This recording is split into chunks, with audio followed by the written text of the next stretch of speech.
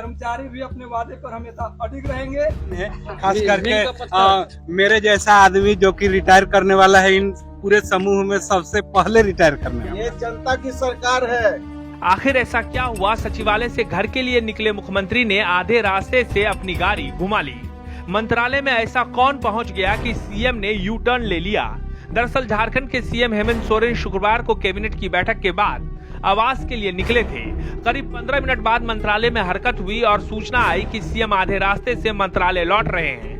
मंत्रालय के पोर्च में जैसे ही मुख्यमंत्री की कार लगी, वहां खड़े लोगों ने सीएम को फूल माला से लाद दिया।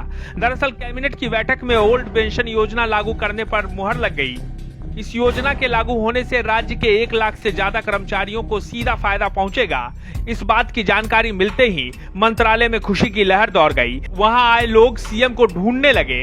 उन्हें बताया गया कि मुख्यमंत्री मंत्रालय से अपने आवास के लिए निकल चुके हैं, लेकिन लोग मानने को तैयार नहीं थे। फिर मुख्यमंत्री को इस बात की सूचना दी गई और मुख्यमंत्री की गाड़ी आधे रास्ते से मंत्रालय की तरफ लौट गई। मंत्रालय में जैसे ही मुख्यमंत्री पहुंचे, सबसे पहले उनका स्वागत हुआ और आगे क्या हुआ ये देखिए।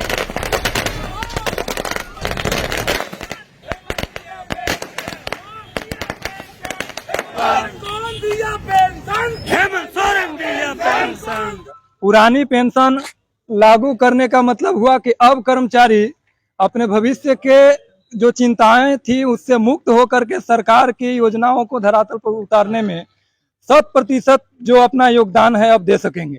पहले क्या एक चिंता रहता था कि बुढ़ापे में हमारा क्या होगा, रिटायरमेंट के बाद क्या होगा, पेंशन की गारंटी नहीं है, हम कहाँ जाएंगे।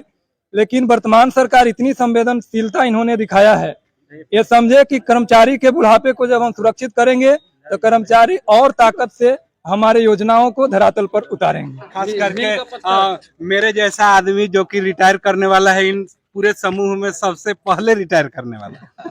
इसलिए मेरे लिए तो ये अमृत वर्षा है मुख्यमंत्री जी का, और अंतिम सांस तक मैं मुख्यमंत्री जी के इस बात को, इस वरदान को नहीं भूलूंगा। कृतज्ञता से भरा हुआ ही इस दुनिया से जाऊंगा।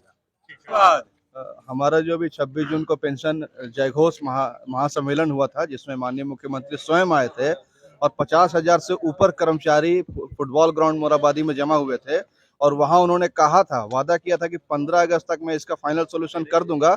और ये बिल्कुल दिख रहा है कि 15 अगस्त तक जो हम लोग स्वाधीनता दिवस मनाएंगे, उसके साथ साथ हम लोग एनपीएस से भी आजादी का महोत्सव मनाने जा रहे हैं। करते हुए उनके मुखारबिन से झारखंड के कर्मचारियों में जो आस जगी थी 2000 में झारखंड बनने के बाद, लेकिन माननीय मुख्यमंत्री महोदय ने 17 वर्षों तक जिस मुद्दे को लोग दबा कर रखे थे, हेमंत है तो हिम्मत है, जब उन्होंने घोषणा किया उसके अनुसार से कार्य किए। और हम लोगों ने तो माननीय मुख्यमंत्री महोदय दिन रात राज्य के विकास के लिए काम करते हैं, दुगने उत्साह के साथ राज्य के तमाम सरकारी कर्मचारी भी उनके साथ कंधे से कंधे मिलाकर चलेंगे।